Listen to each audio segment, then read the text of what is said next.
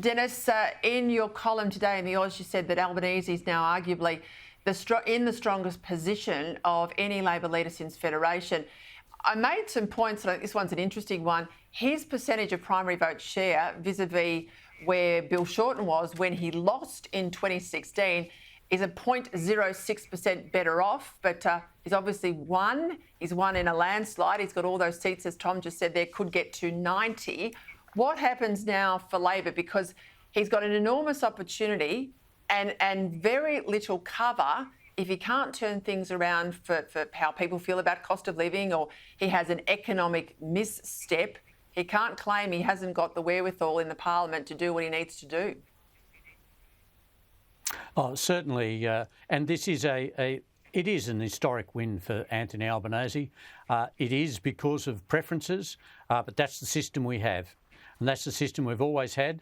And so what we have is an historic victory for Anthony Albanese. He could be looking at 2 terms. I know, you don't want to get ahead of yourself, but it is clearly a very big win for Labor. Now, of course, in the House, this means that not only do they have an absolute majority in the House, but it takes out the Greens. It may be that the Greens are taken out completely, but also the issue of independence and no question of minority government. So in the House of Representatives, Anthony Albanese has complete control. And as you say, he can introduce what he wants. He can get whatever he wants passed. There's no issues on procedural matters. He is in control of the House of Representatives. He's still got an issue in the Senate. Now, we've seen Adam Bandt today, who may lose his leadership of the Greens, saying that the Greens are now the sole balance of power in the Senate. And he's saying that this will ensure the most progressive Senate we've seen, and he will demand deals from Labor on a range of things. I think there's one thing that Anthony Albanese and Adam Bandt and the new leader of the Liberal Party, whoever that is, should consider, and that is that the Greens are not the second largest single bloc in the Senate. The coalition is. And just like John Howard did in the early days of the Hawke and Keating government, when they put forward useful, essential changes on microeconomic reform and economic reform, John Howard built his credibility on economic management from opposition and ensured that Labor got through that great economic reform. So I think there is an opportunity here for both the Prime Minister and the potential leader of the Liberal Party to actually block the Greens out and ensure that Australia gets decent, middle-of-the-ground reform.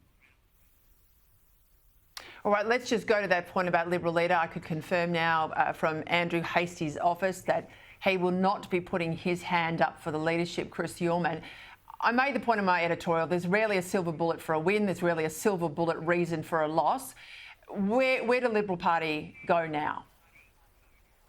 Well, whoever's got this job has got the hardest job in politics again. We used to always say that about the leader of the opposition, and then the Prime Minister's job seemed to become much harder than the leader of the opposition. I think now we can certainly say that's whoever leads the Liberal Party next is in some ways on a hiding to nothing. And I saw all the figures that you put up, and I do appreciate all of that. But let's look at where the Liberal Party starts from. The Liberal Party starts at a primary vote of 30%. So that's the coalition.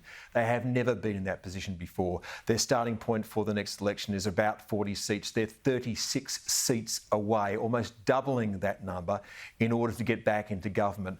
And there'll be a lot of bruised and battered people, and they'll all have different ideas about how this party should go. Should they be Conservative Liberal? Should they be Liberal Conservative? All those policy fights lie ahead of the leader. So now it's not Andrew Hastie, then it boils down to Susan Lee, Dan Tehan or Angus Taylor. A lot of people are angry at Angus Taylor. They believe the reason that they didn't have an economic plan, which Peter Costello pointed to, was because of Angus Taylor. So if he gets the job, he gets it without any real authority, and a difficult job at that. Susan Lee, of course, will think that she should be running the party. She might say that Julie Bishop didn't get her chance. It's time for a woman to run the Liberal Party. But whoever gets this job is in an extraordinarily difficult position. This party has to be remade root and branch. And it's not just the federal party, it's all of the states as well. It's functionally dead in Western Australia, South Australia, Victoria. It's in administration in New South Wales. How do you start a comeback from there?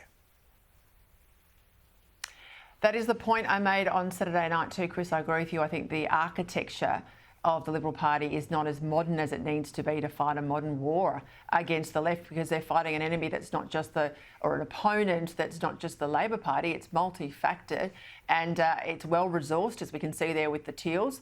And it also is very disciplined in its preference flows, and in a preferential voting system, that is the only game in town. As you can see, the differential between Labor vote and Liberal vote was less than 400,000 votes. But the difference in the parliament is basically half the chamber and more. Yeah, and part of that too is that, and look at the effect of the Teals, and if you want to see them in a politically historical sense, and one of the Liberals mentioned this to me, think of them as the DLP. It's not like the Greens to the Labor Party. Those preferences flow back. What the Teals do, they're a political party that have been set up precisely to stop the Liberal Party from ever regaining power again, and they're doing that very effectively. So the number that was missing there before is there's another 4 million people, and those 4 million people are voting away from the Labor and Liberal parties, but there's one particular party, and that is the Teals, that has been specifically designed to weaponise keeping the Liberal Party out of power. That is a big problem. You are not wrong. Let's go just quickly to the government. Obviously, you know, everyone's exhausted at the end of a campaign, Dennis, but I tell you what, when you win, you can find energy to get down to Canberra, to get back in the offices and start the work of government. We saw that today from the Prime Minister and his team. We know, of course, on the Labor side, he doesn't get to pick the personnel in his cabinet. That gets chosen by the factions. He divvies up the portfolios. Surely he's got to move someone like Bowen. I mean, where are you hearing things might move, Dennis? Well, look, I think what we have to remember is that the Prime Minister the Labor Prime Minister does have to take the candidate selected by the factions. However, somebody like Bob Hawke and now Albanese, and the strength that they have, they can actually call in the factional leaders and say, now look, we don't want any silliness here, and there's a couple of people I'd like to see promoted, so that there's a reasonable conversation before that's picked. Now, the Prime Minister during the campaign has cemented in all of his senior people.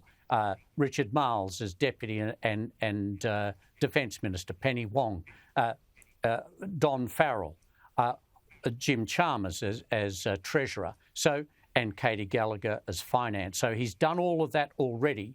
The peak of the Labor leadership is in place. Now, what they are going to have to do is adjust some of the numbers. First of all, I think Anthony Albanese wants to see greater representation for Western Australia. State representation, very important. So he wants to see more from Western Australia on the selection of female candidates. There has to be another female ministerial member.